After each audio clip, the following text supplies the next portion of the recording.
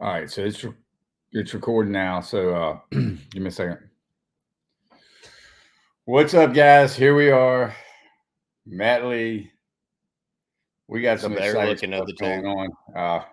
Matt and I are working on a bunch of stuff together that I think is gonna blow some people away. But we're gonna start with our new podcast, Fish Around and Find Out. Um, we're gonna stay away from the dumb stuff, and we're gonna get to the meat and potatoes of a lot of things and have some fun. Um, Matt's got some great ideas. I got some great ideas. We're going to put them all together. What do you think, Matt?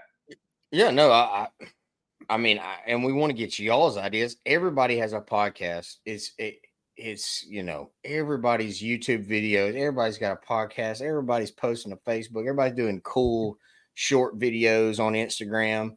But I don't think that either one of us are jumping in this to join the crowd. I think that this is I mean, to me, this is as much stuff that I want to know as it is everybody else is out there watching. I mean, this is, I want to make it, what our guests we have on today, like, I want to do this because I'm curious. So I'm just happen to be we're just recording our conversation here, but I think a lot of people will find it interesting. And I think whatever we have coming, I hope everybody, enjoys it too. And it's a lot about feedback, and I we just roll with it. We're rolling with it. Me and Yeah, Ricky and I'll Bobby. tell you, the first time I talked to this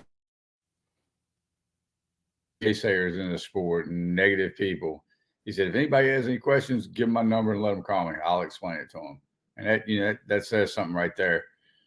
So without stretching this out too long, we will bring him on. Alan Brooks, the Yeah, man yeah, behind the Touring Anglers Association. What's up, Alan? yeah, Hey guys, how are you? Good, yeah. And man. just a little bit of background. Like, Ricky has met Alan before, knows a little bit about everything that's going on, but I haven't met Mr. Brooks before today. Well, actually, turns out we have met, but very briefly. But I've got a lot of questions to ask, and I'm excited to hear Mr. Brooks, and so without further ado, if people don't know, kind of tell us what's going on in Alan Brooks's world. And Well, yeah, Matt and Ricky, thank you guys so much for having me. I listened to your intro, and I'm not a podcaster either. In fact, it's funny. I've actually never even had social media. I've launched a tournament called Touring Anglers Association, and my first instinct, as Ricky knows, was I even tried to launch it anonymously. Um, because I don't want to be a tournament guru per se or whatever. But Matt, you asked a question earlier about who is Alan Brooks and the story of TAA, and I'll give you a little introduction. So um, Alan Brooks, my hierarchy in life is my God and my family. That's first. Then my hierarchy is my company slash companies. I've been blessed. I own a nationwide IT firm, and most of us have worked together for many, many years, over 20 years. So we are a family. And then I'm a bass fishing addict, right? So I'm a bass fishing freak. I just love it. It's in me. It'll never come out. No matter what happens, it's in me. I love tournament fishing. Um, so I'll just set up a little bit from the TAA. We were down at the Harris Chain in the last Open, and I'd signed up for the EQs last year, with my dream never being to make the Elite Series. I swear, if I made it, I wouldn't be able to do it just because of the obligations I have. But all my best friends are fishermen. All my friends are fishermen. We're sitting down at the Harris Chain, and I said, guys, Alan Brooks is not driving around 50 days again next year to bass fish. I just can't do it. So that was really the genesis was what happens? Could we create a tournament with the least travel? What would happen? And one more little asterisk there is I'd also owned Lake Allatoona in Georgia. I was the man behind the scenes for 20 years of building websites and organizing a very large pot tournament we had on Lake Allatoona called Monday Nights, and that's where all my best friends came from. I didn't think they could start it until I got there, right? I mean, it's just in my blood, and so we did it, and it's successful. I mean, we had as many as 100 boats in a pot tournament, and it was the best times of my life. And so I said, what if we did that again? Because, like, man, we just rolled up. And then I put the numbers on the paper, and I said, what if you did a $5,000 entry fee and you just had a big old hoodlum redneck pot tournament? What would it look like? And I was sort of blown away by the numbers. And to be completely honest, I never wanted to be a tournament organization. I fought it all the way home, and I got egged on by a bunch of hoodlums from Alabama and my good buddies down there. Hell, we should do it. We should do it. So all the way back home from the Harris Chain, I was like, don't do it, because I just was blessed enough to buy a farm, and I've been and I got property, and I'm up there having fun building barns, and I was like, that's more fun than building a tournament. Don't do it. But all the way home, I said, you know what I'll do? I own a marketing company too. I said, I'll launch it out there, and if I can get some interest, then I'll build it. And I sort of like was 50-50 whether or not I wanted any interest or not.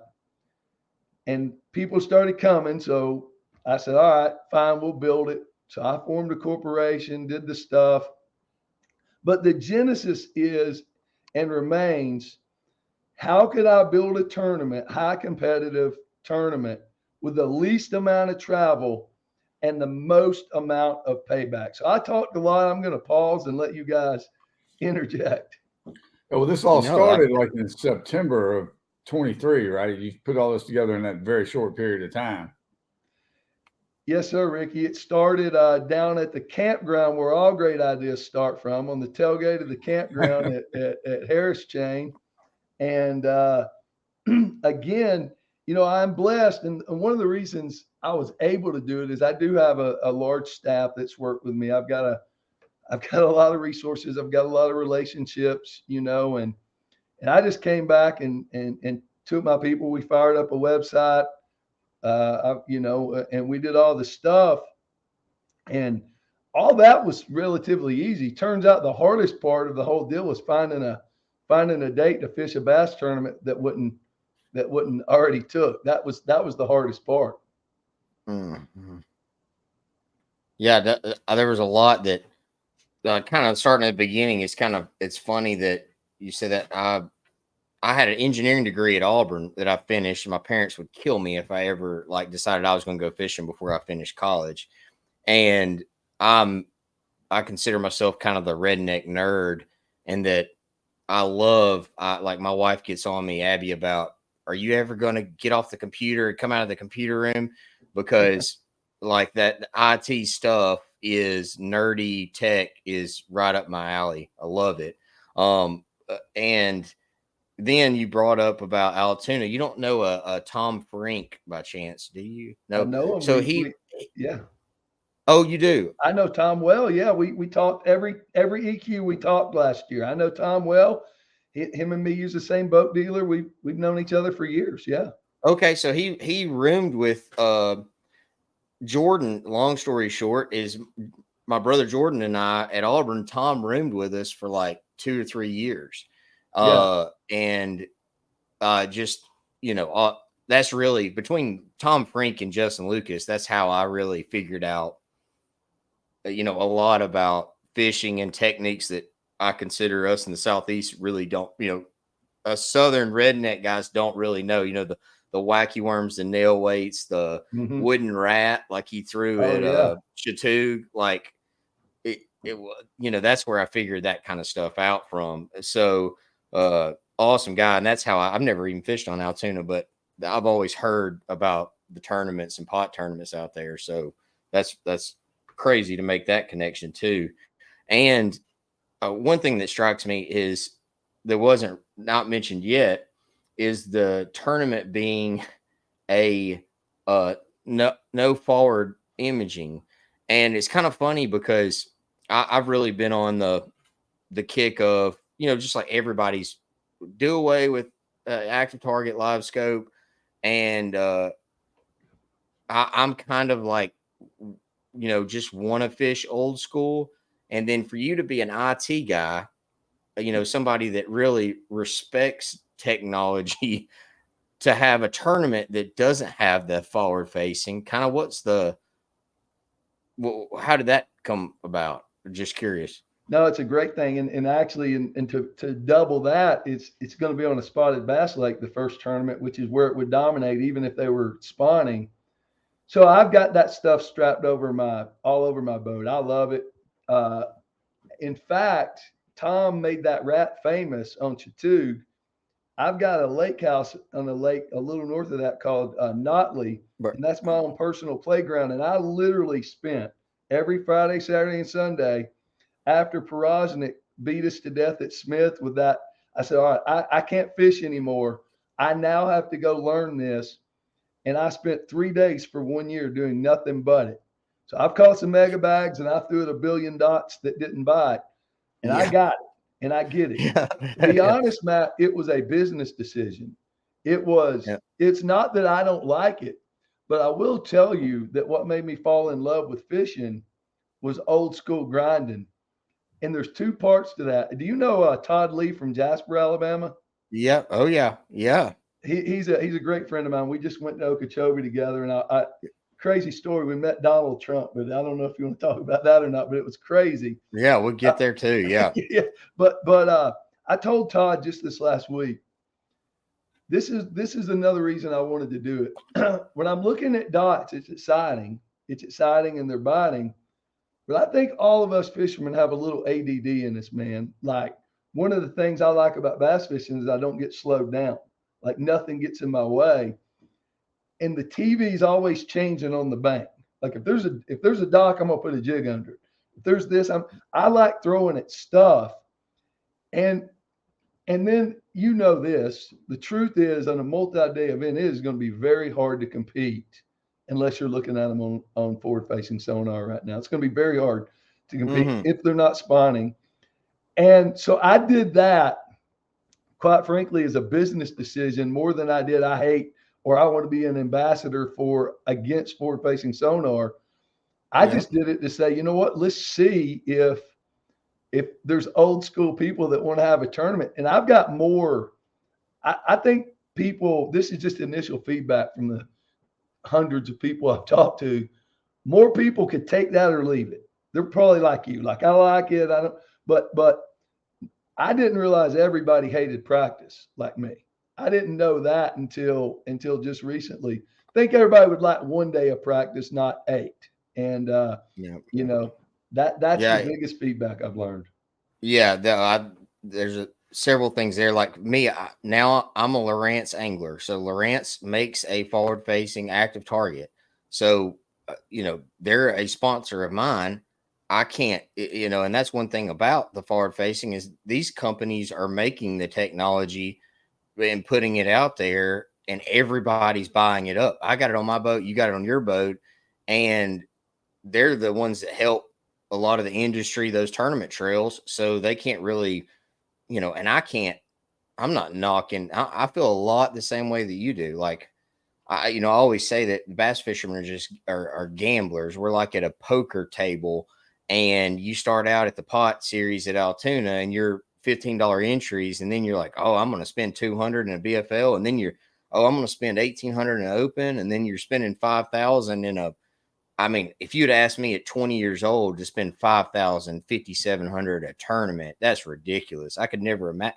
And now it's like, oh yeah, I'll throw in $5,700 and go do it. So I think something different. A lot of these guys got such, it's male egos. Oh, I bet I could win a tournament if we didn't have this, all this forward facing. Oh, well, let's put your money in where your mouth is and see if you can do it. And so I think it brings a cool new aspect to it that people are always chatting about online. And I think it should draw a lot of attention and interest for the tournament to do it that way. I think it'll be and it is funny that it's actually on a spotted bass lake. Like you've done well at Smith before. You're a Clearwater. That's the lake, and you're the guy that sets up for. but really cool to see it.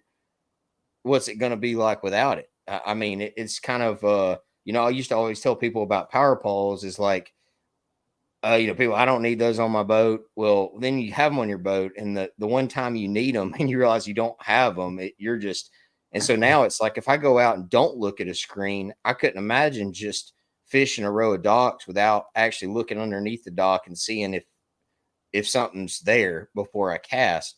So I think it's awesome. I mean, I think from everybody that, follows it and the people that are, competitors, it's a cool idea.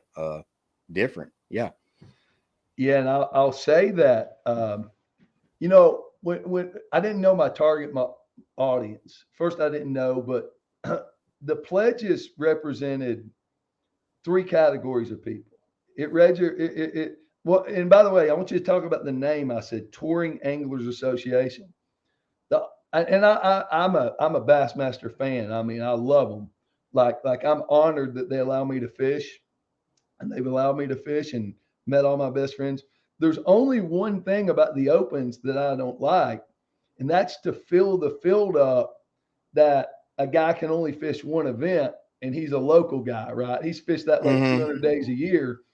I don't care about a BPT guy coming, an elite guy coming. I want people to have to drive the miles that I drove to compete against me. Like at least fish 3 or 4. That's one thing I thought about. And that's why I tried to really say, I want this to be a touring anglers a league. I want it to be for the guys that have drove around and fished national tournaments, not necessarily a local guide or a guy that only professionally fishes Smith. Because those guys. I mean, and Yeah. not that I wouldn't fill the field up with those guys, but the spirit of it was. So I got on the pledges. I got. I'm not going to drop any names because I don't think that'd be professional, but I got a lot of top BPT guys. I got a lot of elite guys, but then I got a huge amount. Now this is the pledge area, not the registration area. There's a difference. I got a lot of people that hadn't fished in a long time with interest, like legends, dude, like straight up mega legends. And so I was thinking, if those guys from the pledges come, wow, what would happen if you had a pot tournament in our Redneck National Element, right? Just over there on a tailgate, giving away $300,000 with just us having fun, like we did at Allatoona, like you did at Smith, I'm sure, with legends and the top guys in the sports. No fanfare. Just freaking money. I don't want no championship. I don't want no trophy. Just a freaking mega pot tournament. And if the 200 guys that pledge comes, this would be the World Series of Poker calamity like you've never seen, dude. Like it would be stupid. And I'll talk about phase 2 and 3. So you mentioned I'm a technology guy. I am. Solution technology, cybersecurity, cloud computing, all that stuff. I have over 150 technical people on my team. So this is the reverse. I don't want a bass tournament. I want a bass tournament I can fish. I don't want to own one.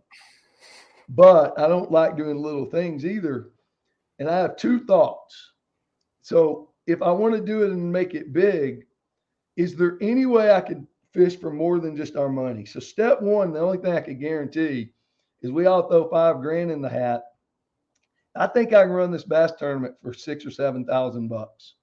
$3,500 for a professional tournament director that's a freaking legend out of Tennessee. He's been doing it for 30 years. He shows up with the trailer. He shows up with the scales. He's the king. He's the king. He is just like the pot tournament guy. There's a few other charges, ramp fees, stuff like that. On this first one, I'm probably going to donate those. But I thought, what if we could take technology and generate revenue? Now, I don't know. This is where it gets into theory. This is what I tell everybody. Listen, this is an idea. And I've had a bunch of good ones and I've had more bad ones. I almost said a bad word, but I've had more that didn't work. But if I could figure out how to get some syndication revenue like from the weigh-in and from the anglers' boats and from everything else, you could cut out a lot of the middlemen. You could say, all right, I've got 200 boats streaming. I'll talk about that in a minute. I got 200 boats streaming off their cell service. I'm watching this stuff and I'm cross broadcasting it across multiple Facebook pages, YouTube pages. Well, you know what happens. You know that generates revenue. So my idea was phase 2 was broadcast it so Matt's wife could watch Matt all day long, no matter what. But if we generate revenue, maybe go from that 41st place check down to 100 and split that money up when you get that income later. So my point is there any way that the fishermen themselves, without sponsors, without anything, could potentially generate money that goes to the prize pot? There's 2 other things I want to talk about is I will never make a penny on this. I'm not trying to build a business. I got plenty of those. In fact, my goal is to build this and offload it as fast as humanly possible because it don't go. It's like selling candles in a chainsaw store. IT, cybersecurity, fishing tournament. No, I don't want that. So, but I do want a tournament. So the third phase of that is if you start streaming it and you get a lot of interest. And I don't know why if they would watch the best in the world fishing on the current things, current trails, that if we put them together and had a calamity that people wouldn't watch. I don't know why they wouldn't. Maybe they won't. Maybe they will. But if you do that several times and you remain sponsorless, somebody potentially might want to come and put their name on this event. And if they do that, my other pledge is whatever that sponsor is, that's going to the payouts as well. So my ultimate goal is first to have one bass tournament, a pot tournament. Second is to look and see if we can go for more than 98%, 99% of the pot. Could we get it over 100? And then third, could we make it stupid? And it's simple. It's instead of having, because listen, at Smith Lake, when you have a pot tournament, it does not take all the people to have one that it does for the other events, and all that overhead, which I appreciate the service when I go and fish these tournaments, but in this event, it's not necessary. We can do stuff ourselves. Maybe fill the fish tank up or release the fish and put that cost back in the tournament. So I'll pause. I covered a lot of ground, man. Yeah, but that's my long-term phase. Yeah, and where to start for me is, like I kind of said in the beginning, I'm not here to create drama. This is Matt Lee's 2 cents, and I don't have a problem with MLF, and I don't have a problem with Bassmasters. Me neither. Both of them, I don't have a problem. I really don't have a problem with anybody that runs any of it. So I guess there's a lot of different ways to look at it, but one way is you have 2 companies that are there to make a profit. They are there to make money by having tournament trails, by having media, and they have anglers that fish this trail. And for me personally, a big reason that I went to Major League Fishing was I always thought when I got out of college, I had the best platform ever. Won the college series. My brother won the next year. Carhartt sponsored the college series, and still having to pay $43,000 in entry fees to fish that first year, I thought was just, you qualify, like you've been through the opens yourself. Yeah. Now it's even more insane than it's ever been. And to do all that and qualify, and still you need to make a $5,000 deposit in November is crazy. I just think from a standpoint of, you just tell a random person off the street what you do that doesn't fish and how you qualified and the amount of money it costs in fishing tournaments, they would be amazed. A lot of us have just kind of assumed it. And I guess making this shorten it down is that it for me, it has been disheartening, the fact that now I'm back to paying $40 whatever thousand. I got so many thousands. I don't even know how many thousands I'm paying in entry fees now. And so I'm back to kind of square one. And I think one thing with that is it's always been a company that's trying to make money by producing media in whatever avenue they can. And one thing I would say to you is it says a lot about you that the amount of headache behind the scenes that goes into a lot of this is not worth it. One thing I will say about Boyd Duckett, for all the people out there, whatever, like nobody wants his job.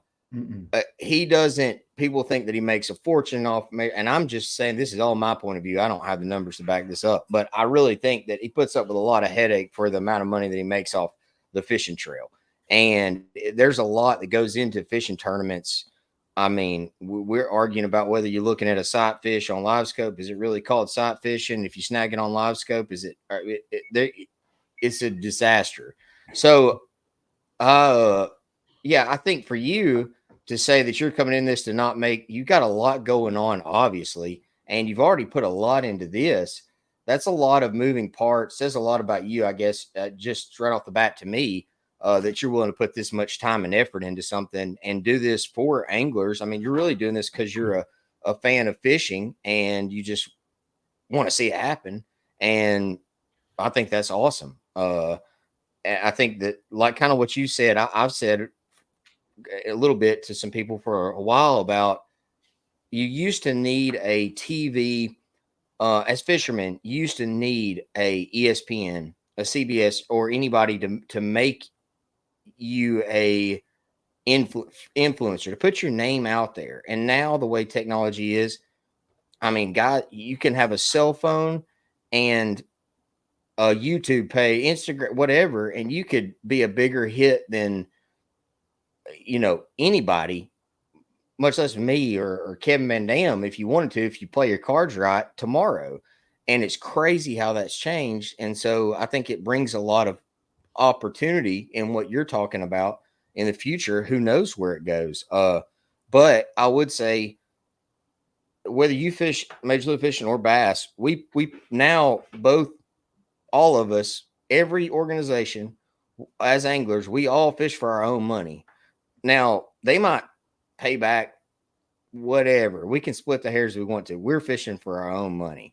And so what you have set up is really, you know, no different, if not better, money wise than, I don't know the percentages. I should have done my research on that before we got here, but I'm taking $6,000 out of $1 million to pay yeah, for and the tournament. Yeah. And I think when we started out with Major League Fishing the first year, I think they put in 60 or 70%. And, you know, it was like with me with Carhartt, my personal was my contract with Carhartt was the same whether I fish Bassmasters or I fish Major League Fishing. I've told a lot of people this, and it's not really something that my contract with them was the same.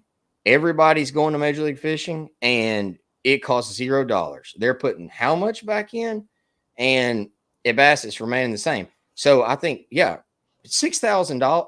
If I was in your shoes, I mean, maybe it's different if I had other stuff going on, but I'm taking more than $6 off the top to pay for and then comping the ramp fees even on top of that. I mean, a lot of people don't know is a lot of places we go, we still have to pay ramp fees, and we do pay fishing license no matter what level you're at.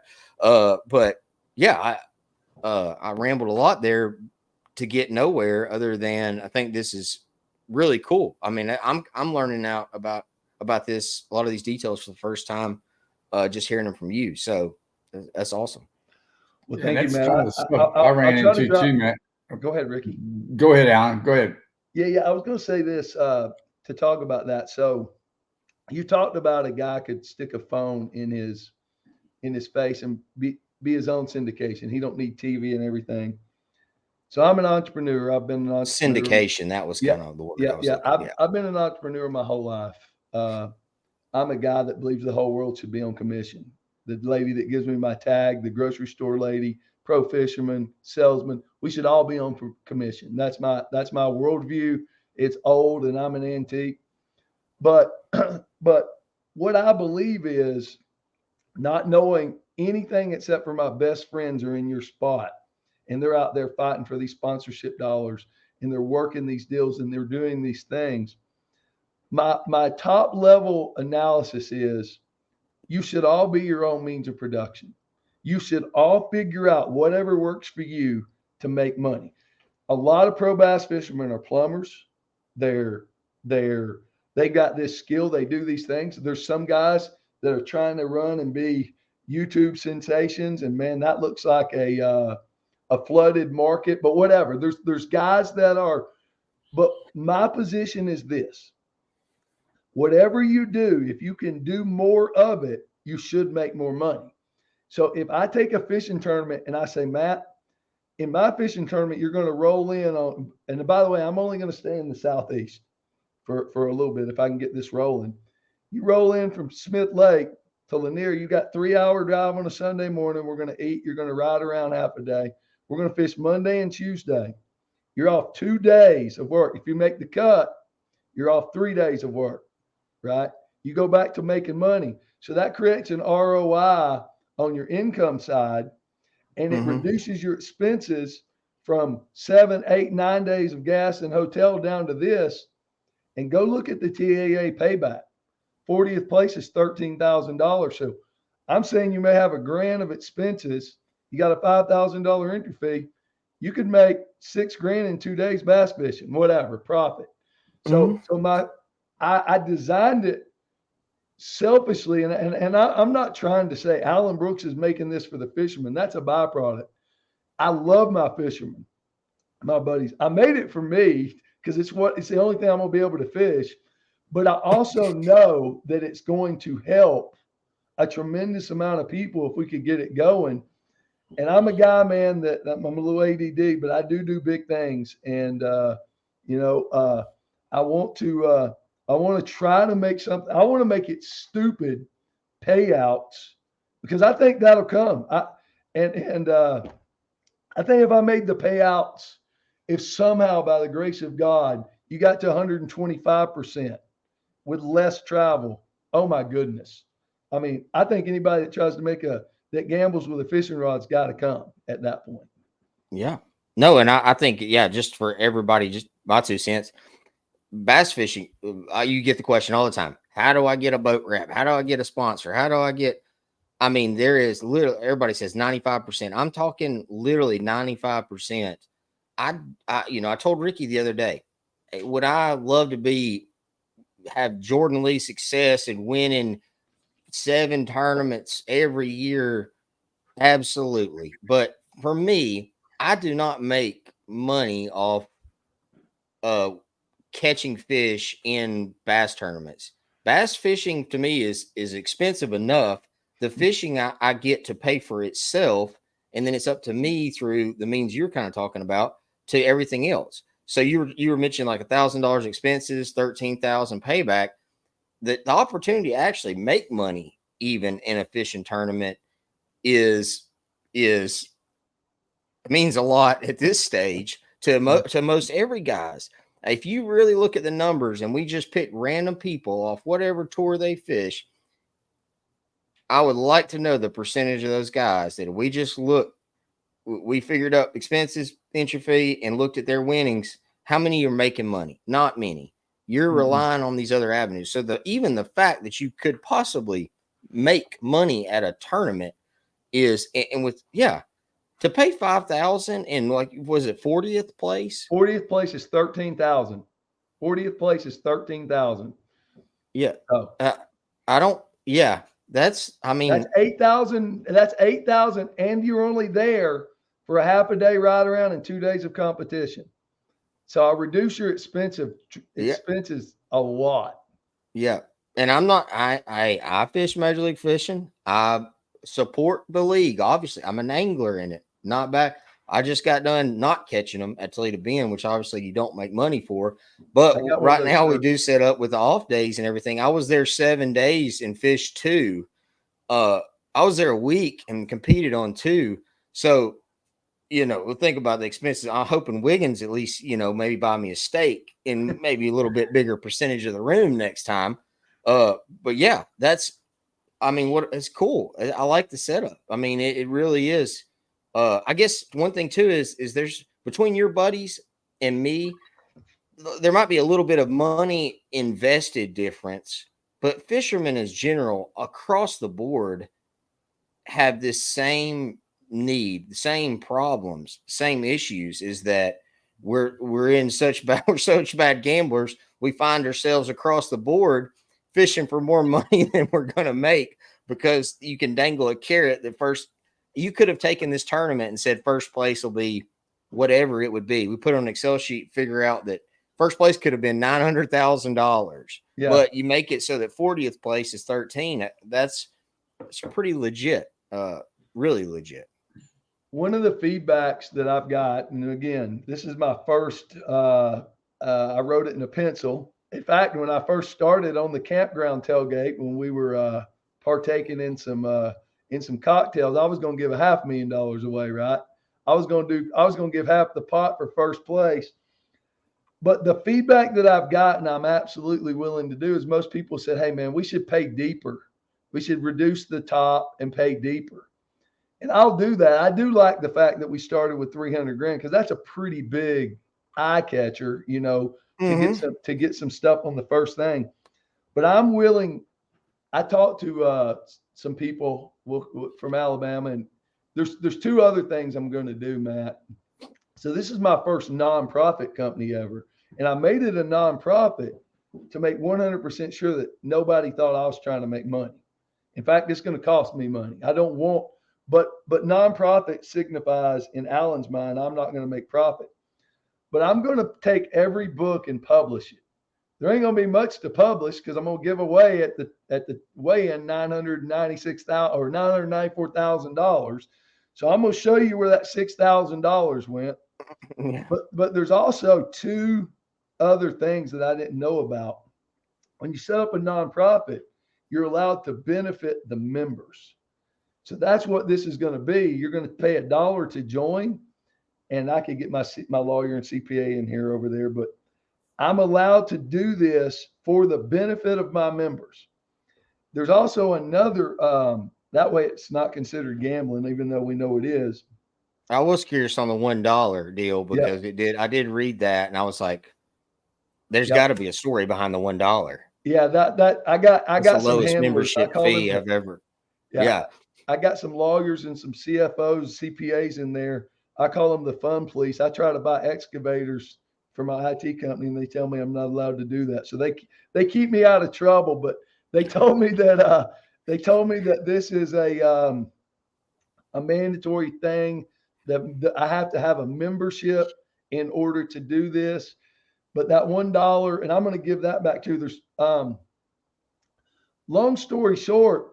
On the nonprofit side, I have to have a real board, right? And what I'm going to do is I've already reached out to 2 anglers that I have huge respect for, and I'm going to bring some angler representation to this board, right? If this thing takes off, and literally they'll have the same vote I am. There's also one other thing I got to say. You know, I told you I'm building this to fish. And I know Mr. Duckett, I don't know him, has took a lot of grief for fishing his bass tournament. But here's what I said. I'm going to build this to fish. And the first time we're going to go to Lanier, which is my home lake. And if I've never won a national tournament, but if God says lightning striking and I do somehow, I'm going to give that money back the first time. But if we have a second, third, and fourth, and fifth tournament, I'm taking y'all's money if lightning strikes. But the first time, just so I don't mess it up because I want it to work, I don't want to be the guy that set it up, went to his home lake, and found 5 stupid or 15 stupid ones. And so anyway, I'm going to give it back the first time is what I'm going to do. That'd be awesome. You can fish it. We'll take an angler vote. No, I'll give it back. I told Todd Lee what I would do was I'd take 300 large and put it in a potato gun and blast it into the crowd. And he said the fishermen would be up there fighting for it, not just the crowd. So, go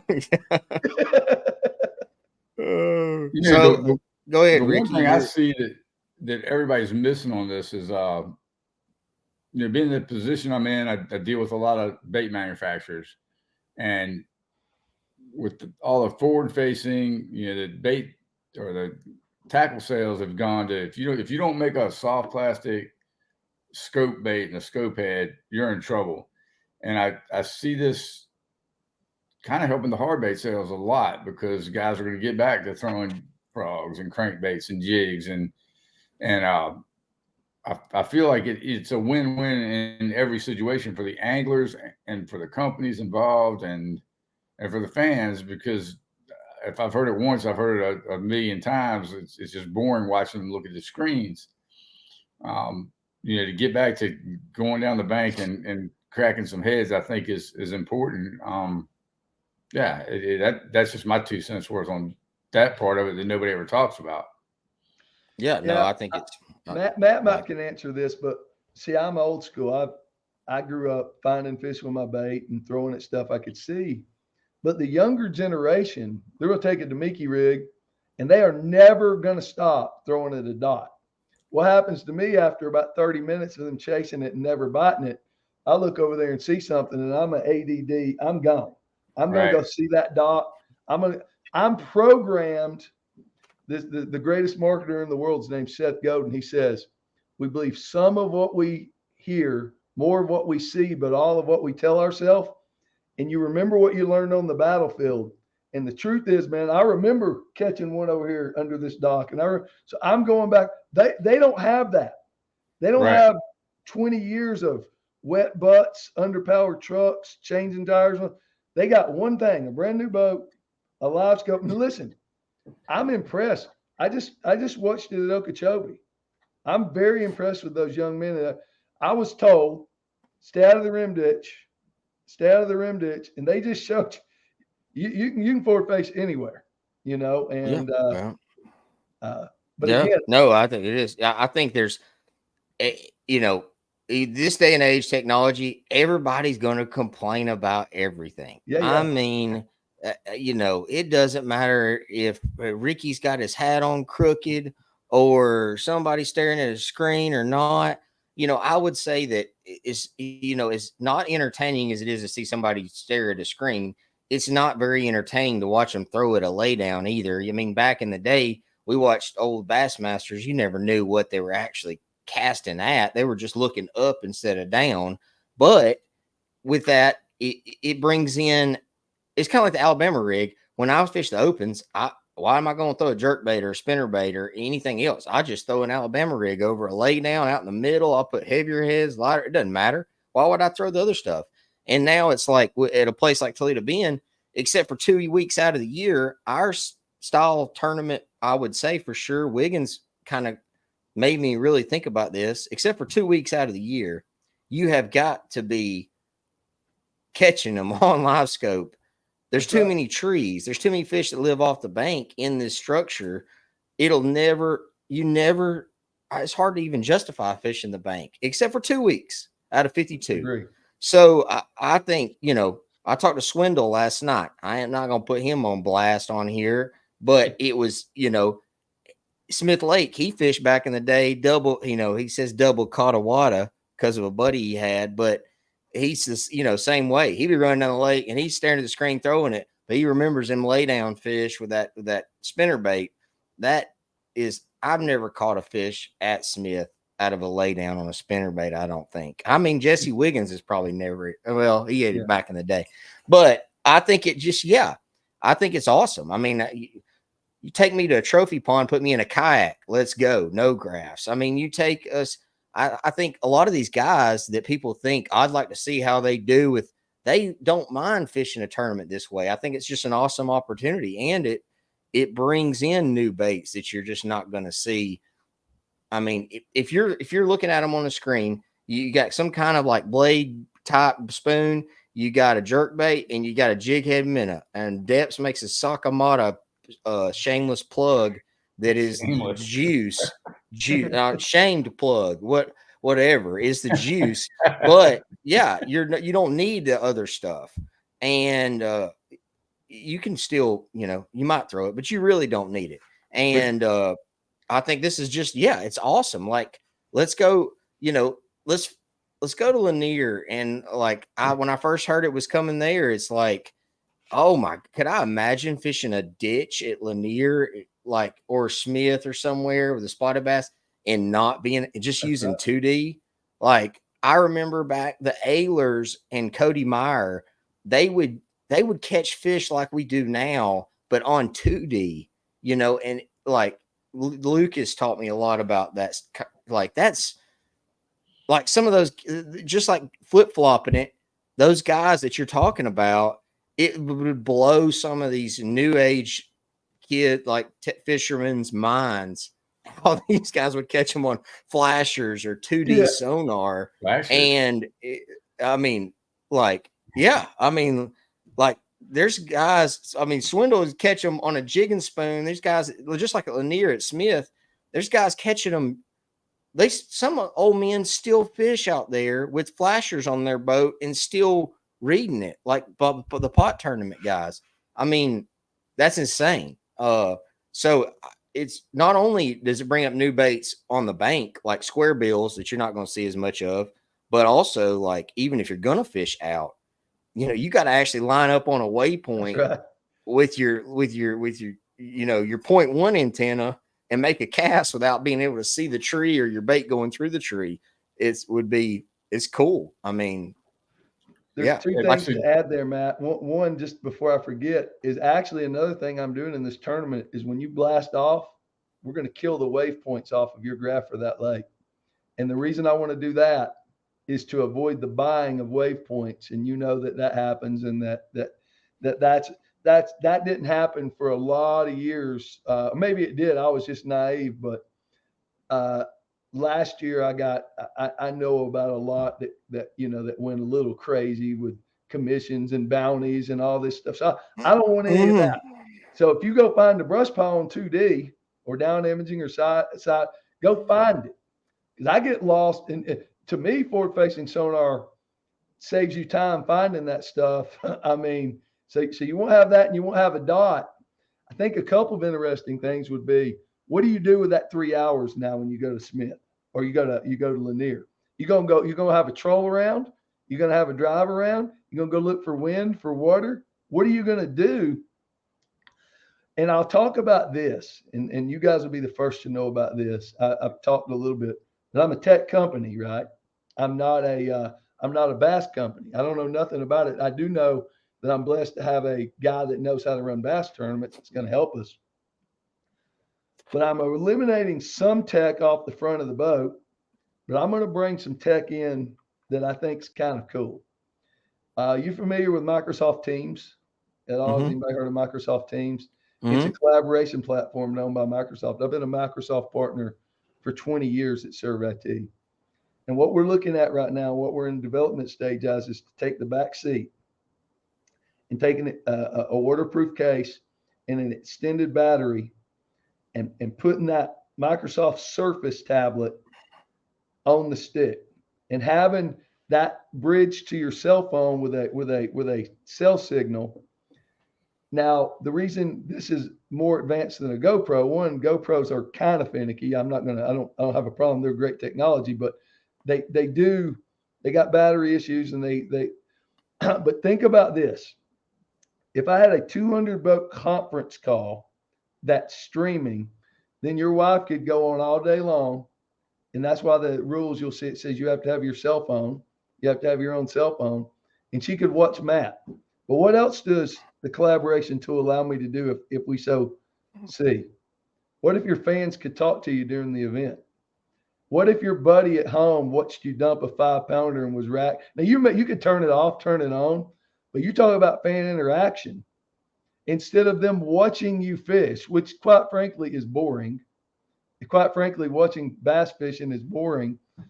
What we watch, in Alan's opinion, is we watch humans. We want to watch some guy have an emotional.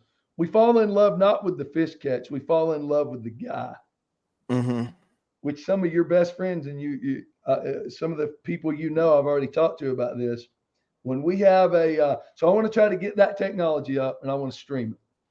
But what I want to do also at the weigh-in is I'm going to have no I'm going to have no stage interviews.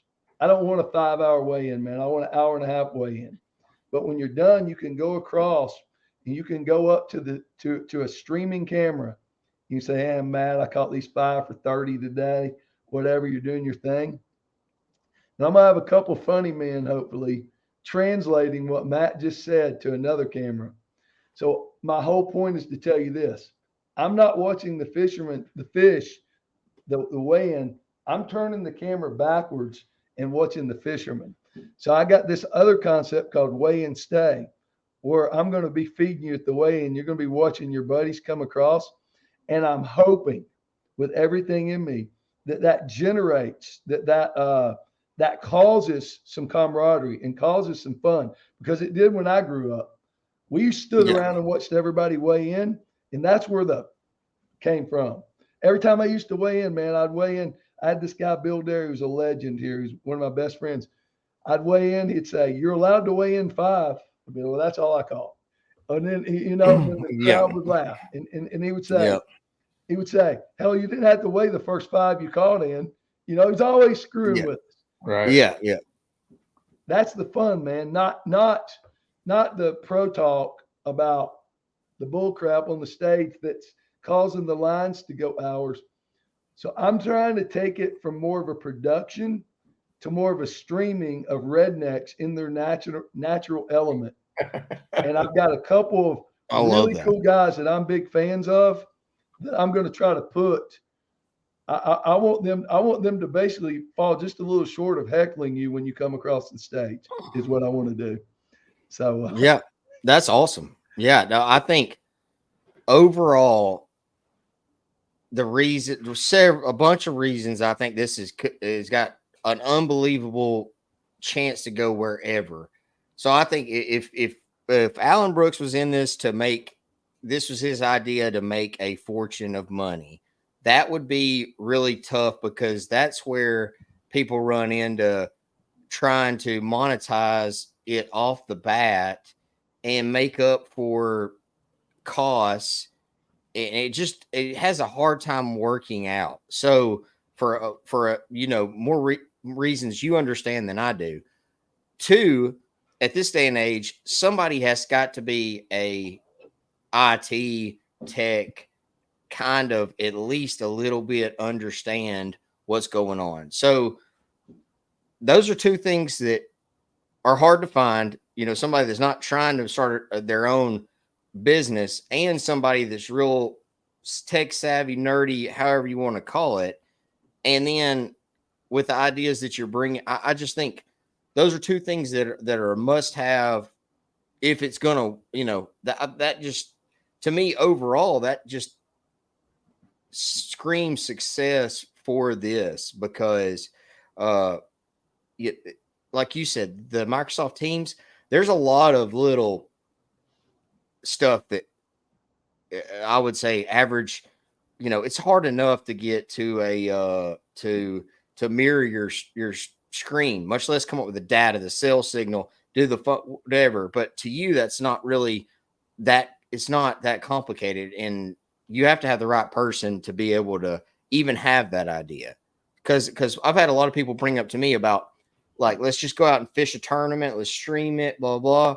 But I know the little bit that I know about the data and usage and getting good signal and all that, how challenging it can be. And you got to have somebody behind the scenes.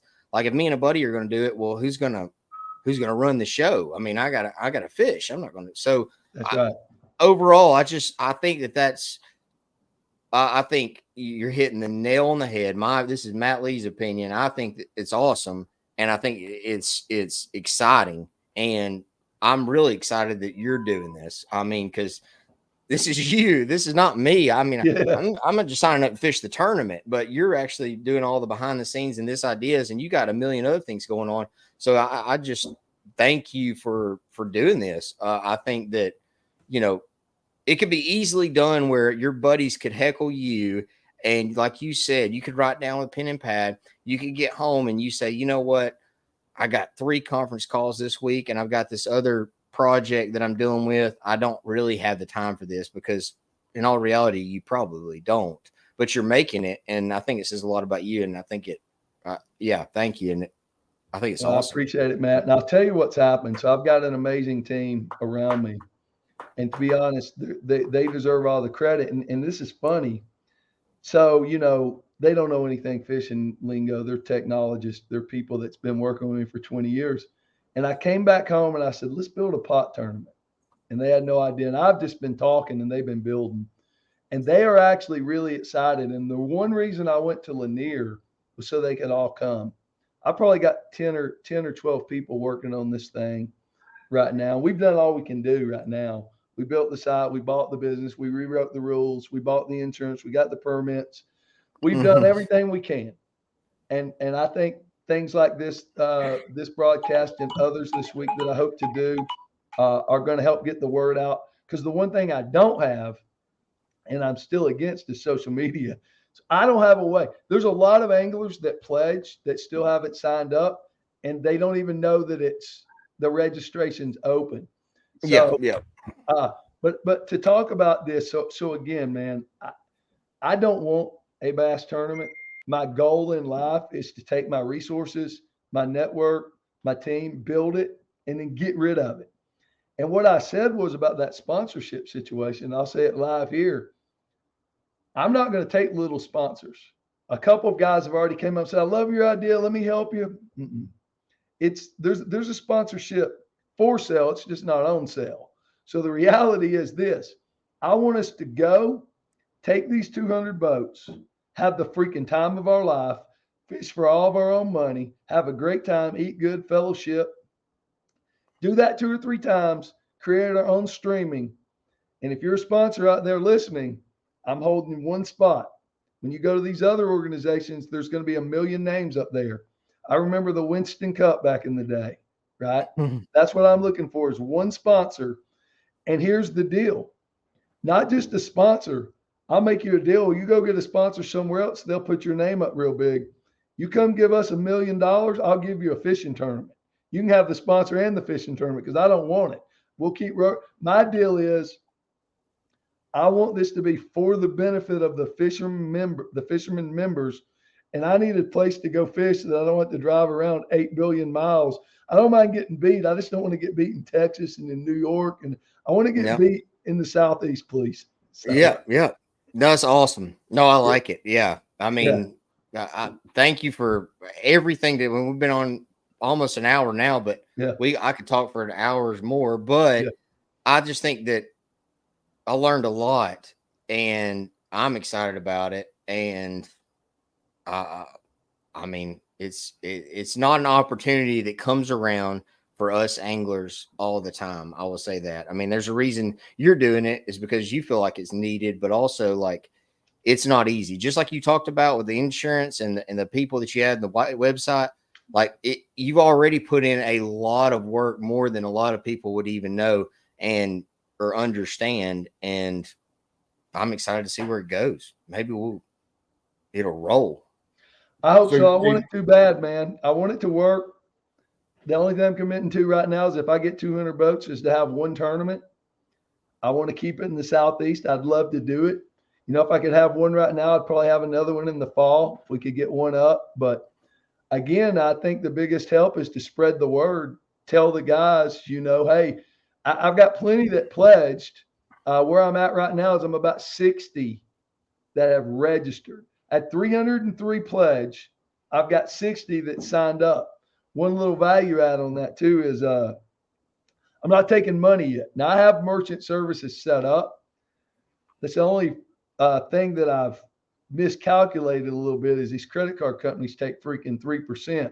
So what I didn't want to do is I didn't want to take these guys' money as a deposit and then not have a tournament and have to figure out how to give them that 3% back. So what I said was, I'm not taking the money until I get 200 boats, and so, but spread the word and, quick question on that too, is I guess from an angler's perspective, well, one thing is I know about the 3% because just FYI, when I make my $5,000 payments, if I don't pay in check and pay in card, I got to pay an extra 3% on top of the 5 because of that. and Yeah. I can pay in check, but then, you know, you're paying in a check and Yep. you're mailing it to them, and it doesn't cost, obviously, or you could set up like an ACH. But a lot of guys, you know, you're going to want to pay on a card or, you know, another way. So you're not exactly going to want to pay cash for it. One question I think some guys will have is, you said you had 60 pledges. So if you don't, I mean, now talking to you, I already know answers to all this, but like, let's say you get 160 people sign up. What would you do then? Because that's something that anglers are going to ask. Yeah. And a lot of people are going to, they're not going to know. I hope they watch this and kind of get a grasp on it. But you just, you know, you're like, oh, is somebody just taking my money? How's this Right. thing set up? Is it legitimate? I think they know that if they watch this, but the guys that don't, kind of, if you spread the word and somebody says, what if he gets 130? What are you going to do? Take my, like you already explained that you're not taking the money now. Right. So touch on that just quickly. Yeah, I'm gonna play it by ear. When I first started, I said I get 200 or I don't go. I talked to several. Again, it seems like everybody I'm talking to is from Alabama, but I talked to a lot of Alabama anglers even yesterday. They're like, "Man, if we can just get 100, let's go." I'm like, you know, maybe, but I want 200 because I do want it to be these level of payouts. You know, I advertise these level of payouts. And to be completely honest, I will touch on that. I knew that would be a fear factor because if I'm an angler, if I'm a consumer and I'm buying, I'm not going to go buy give my money to somebody I don't know and all this stuff. I will say a couple things, you know, and I own a very large company. So, but I'm also a bass fisherman. I've been doing it for 10 years and I don't have a money motivation. When I first did it, I said, what I'm going to do is I'm going to do everything professional services. I'm going to have a professional accounting firm take the money. That way I don't ever touch the money. Well, turns out accounting firms love sending out 1099s, but they hate holding money. The bank holds the money. So what I ended up deciding was I worked out a deal with my banker of 20 years. His name's Michael Hopton. He set me up with merchant services. Bottom line is it's as legitimate as you'll ever see. A guy in my position can't screw 200 bass fishermen right now. You know, I mean, all my best friends are bass fishermen, and you know, quite frankly, I got a many $1 million business here, and that should let you know that you know I'm not, but Yes. again, I think it's a lot of uncertainty too, because like you're not on social media, so that's how exactly. people. It's like, honestly, somebody would trust a person that was a lot less trustworthy just because they saw them on YouTube or something Yeah, because they yeah. follow their channel. But just hearing this from you, I hope that other people listen to this, and I mean, I think they'll understand that, you know, how it goes. But yeah, I hope it gets 200. I would, you know, I would think that as we get here into February that you'll have a lot more sign up. But yeah, I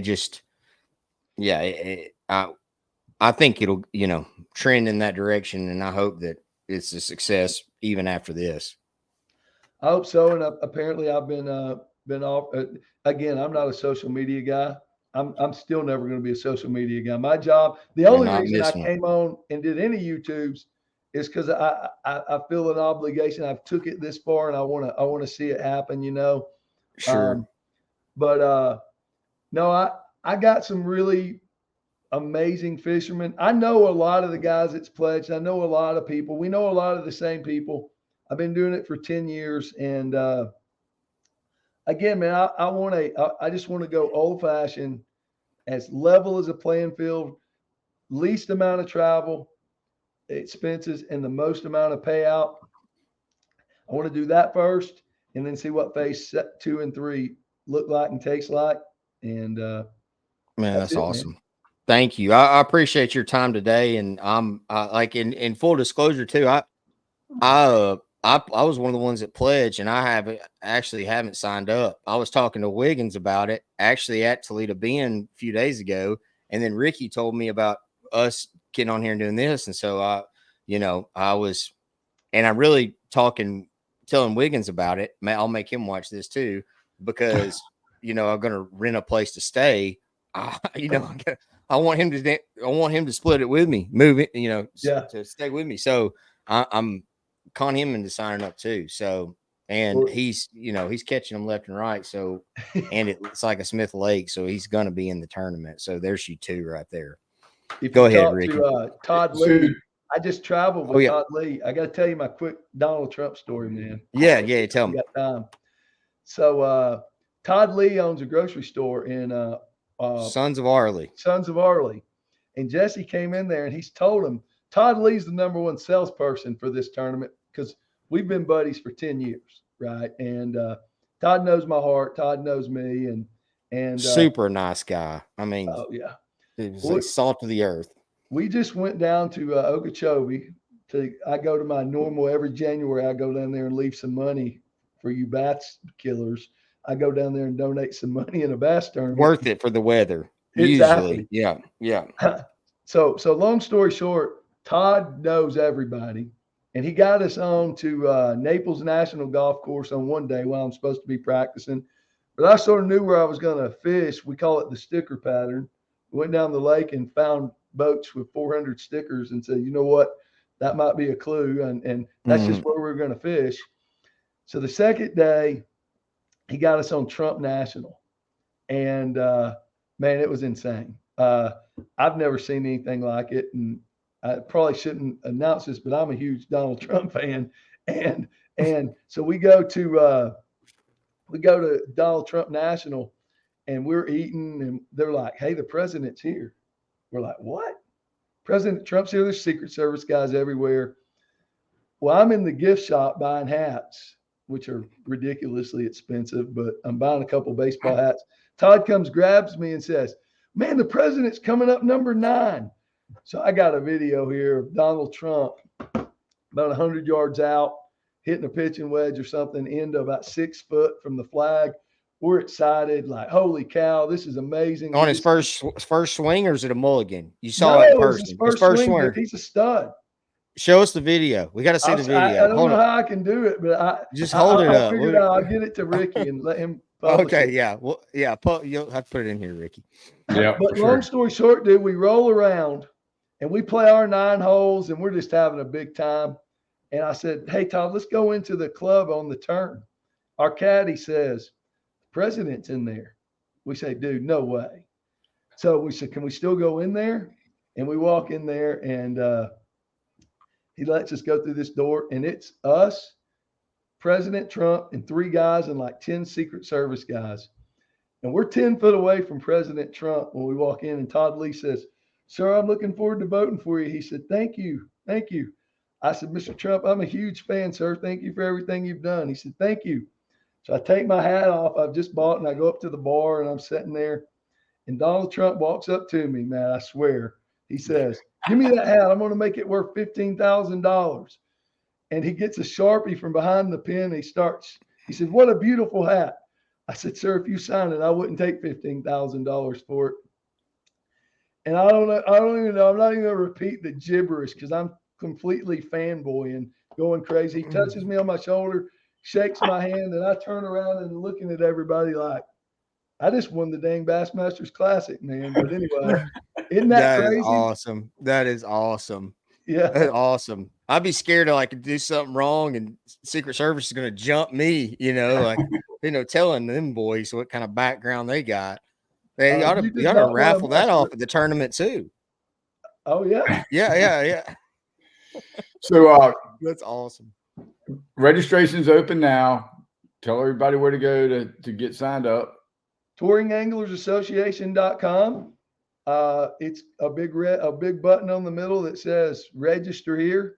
When I do stream this and battle like this, I'm going to do 3 things for touring anglers. When we go to our website and we're streaming, we're going to have a button on the website that says streaming and then standings. There's going to be 2 buttons on our website.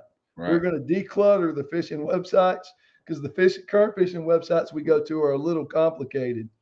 The next thing we're going to do is we're going to have weigh-in bags that don't leak, and that's a funny joke. If anybody's stood in line after you fought all day long to stay Mhm. dry, and you get wet in the dang weigh-in line with those leaking bags, and I don't. Mhm. So anyway, It happens. Yeah. Especially mine. You got to have more water than fish, make it look like you got to scare yeah. guys like Ricky away. Yep. All right. Well, look, Alan, we really appreciate your time. Definitely going to have you back on as this thing gets a little bit closer. Yeah. Matt, why don't Yeah. you? Thank you. Thank you.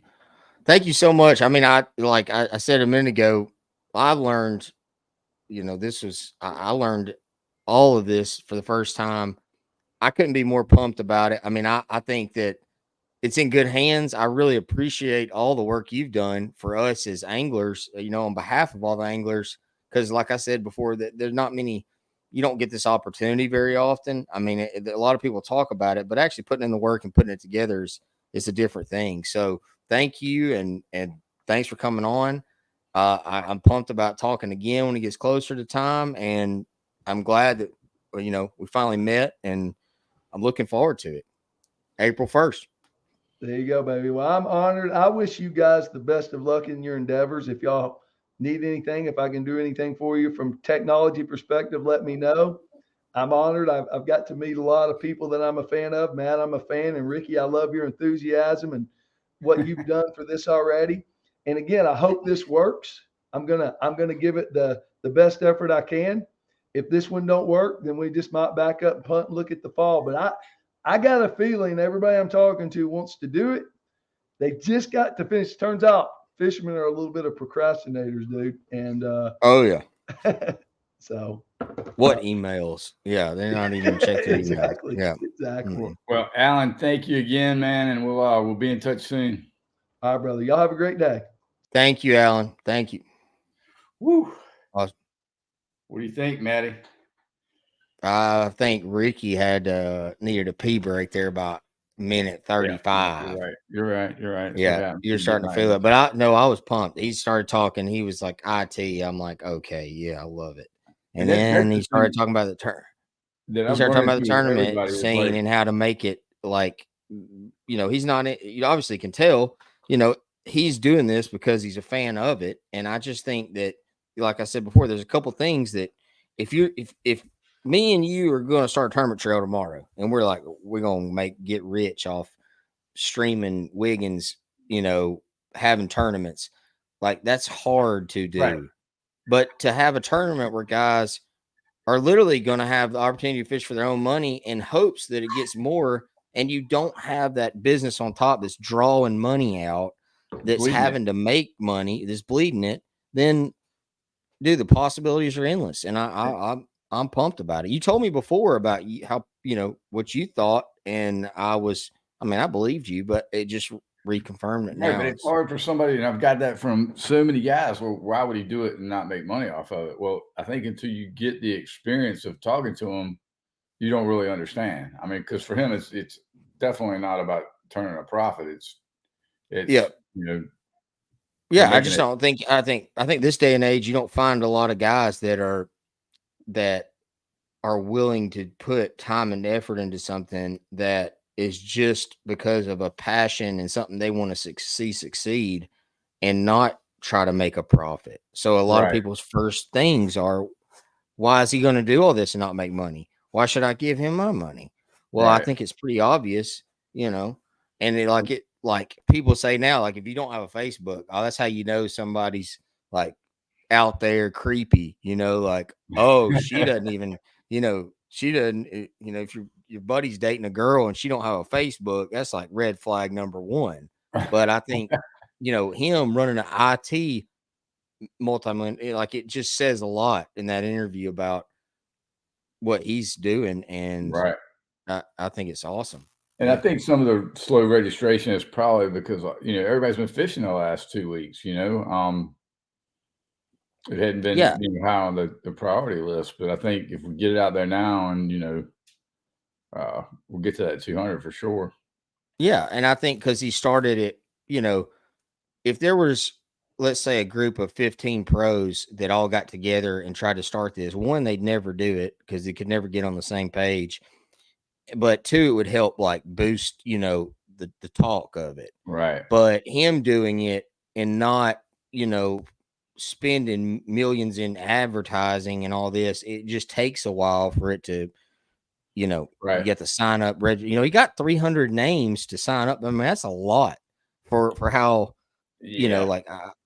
that's a lot of names. So I think there's a lot of people who are busy with fishing right now, but they'll be, I think it'll be a success. That's one of my bets out. Well, I hope so. I'm excited about it. Just for nothing else, to from my aspect, to give the viewers something different to look at, and Yeah. for me, it's important that they that we get some hard bait sales rolling, and Yeah. it's something Yeah. about a guy going down the bank with a buzz bait or a frog or a jig and just totally annihilating a 5-pounder that you really just don't get on the forward facing No. shows. Now, don't take me wrong, the forward facing is awesome, but it needs to be both. It needs to be a mix Yeah. of both, and I think this will do it. And heck, Yeah. I yeah, think I agree with you. I think that's one thing that easily gets overlooked. Everybody wants to look at payouts, entry fees, rules, who's running it, right, but just the type of fishing you'd be doing is, that's the one thing I was interested with him was IT guy. Why are you not doing the forward facing? But I think it's awesome. I mean, right, I don't go out messing around without active target on. Like, why right. would I if I have the choice? Like, we got that little flat bottom lake by the house. I drove me nuts going out there without it. I'm so used to seeing what's around me. Like, it'll be cool, stressful, whatever, but it'll be awesome to go out there on Lanier and, dude, you got your contours, everybody's graph. I think that's one thing too. Like, let's say you get the best juice in the world. Like, I know very little about Lanier. That's one of those lakes that's kind of like Santee. Like, I haven't been to hardly ever. I mean, just once maybe. And so if you just get a lot of help, well, it's got to be help that's, he's going to delete your grass before you start. Right. So, I mean, you're not going to just show up with 300 dots and whip everybody. I mean, you better have a good memory. So I think that's cool too. I mean, if he tells you that like the second point going into a pocket's got one on it and it's good enough that it does, all right. I mean, hats off to you, but you can't just run out there with brush piles marked. I don't care if I don't have active target. I'll just got them marked already. Right. Like, not, it'll be cool. Yeah, I'm excited about it. I'm excited about everything we got going on, and all I can say to our viewers is to stay tuned because there is some exciting stuff coming. We should have done this years ago, bro. Yeah, I know. I mean, I tried to get you to where you would do it, but I finally talked you into it, and I'm just sick of it. Trying to get a fisherman to make a decision is more what it's like. But yeah, I think it's going to be awesome. Me and Ricky Bobby, we're talking about a lot of things, and I have a bad habit of like not putting anything into motion until it's like perfect, and then I never do it. So this is like step one into actually, Ricky's right. like, let's just do it. Yeah. I mean, his audio didn't even work 15 minutes before we got him on here, but we figured it out. It was We're rolling with it.